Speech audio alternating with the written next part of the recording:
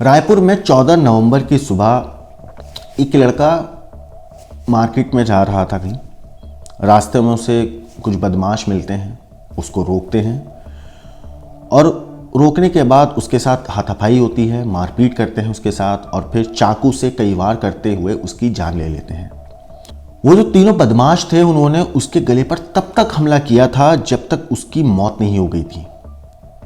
उन्होंने तब तक उस पर चाकुओं से वार किए जब तक उस लड़की की गर्दन तकरीबन धड़ से अलग नहीं हुई। हालांकि पूरी तरीके से अलग नहीं हुई थी, काफ़ी हद तक उन्होंने इतना बुरी तरह वार किया था कि उसकी गर्दन ऑलमोस्ट गले से आधी कट चुकी थी।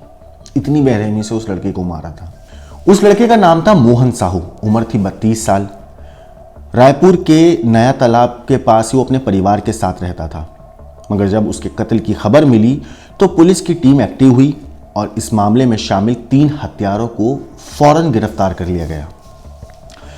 दरअसल पुलिस को पता चला कि मोहन का गुड़ियारी इलाके में रहने वाले कुछ बदमाशों के साथ तकरीबन 2 महीने पहले, मतलब नवंबर की यह घटना है, अगस्त सितंबर के महीने में उसकी गुड़ियारी इलाके के रहने वाले कुछ बदमाशों से लड़ाई हुई थी। उस बदमाश का नाम था अनिल महाते।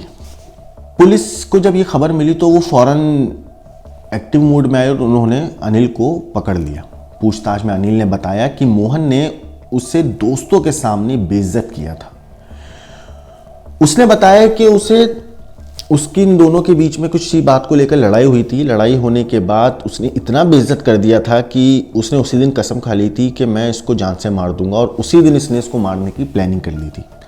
अनिल महाते ने यह भी बताया कि मोहन ने झगड़े और मारपीट के बाद अनिल को थूक चटवाया था और उससे बेइज्जत इतना किया था कि जिसके चलते अनिल ने पुखराज पटेल और अरविंद के साथ मिलकर मोहन की हत्या करने की उसी वक्त प्लानिंग कर ली थी कि मैं इसको जिंदा नहीं छोड़ूंगा, इसने मेरी बेइज्जती की है, मैं इसको जान से मार दूंगा। 14 नवंबर सोमवार की सुबह मोहन तीनों को अकेले मिल गया था।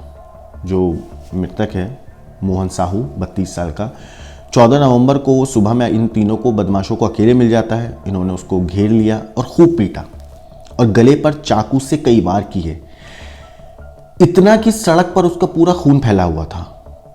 गर्दन भी धड़ से अलग होने वाली थी, इतने चाकू से वार किए। लेकिन उससे पहले कि गर्दन को पूरी तरीके से काटते, उसकी हालत देख के घबरा गए और मौके से फरार हो गए, उसकी लाश को वहीं छोड़ के। पुलिस ने सबसे पहले इस पूरे मामले पे अनिल को पकड़ा। अनिल ने जब पूरी हैवानियत की कहानी बयां करी तो पुलिस ने 2 और लोगों को इस मामले में गिरफ्तार किया। इनके पास से वो चाकू भी बरामद किया गया। पुलिस ने इन तीनों के ऊपर हत्या का मामला दर्ज करके जांच शुरू कर दी है। लेकिन सोचिए कि गलती किसकी, इस पूरे मामले पे गलती मृतक मोहन की है या अनिल की है, वो आप डिसाइड कीजिए और आप कमेंट करके बताइए कि क्या मोहन के साथ जो लड़ाई हुई और उसके बाद अनिल का कहना है कि अनिल ने आरोप लगाया कि मोहन ने उसको बेइज्जत किया, उसे थूक चटवाया तो मैंने उसका बदला लिया। क्या इस तरीके से किसी इंसान को जान से मारकर अपनी बेइज्जती का बदला लेना जायज़ है? आपको इस पूरे मामले पर क्या लगता है, हमें कमेंट करके ज़रूर बताएं।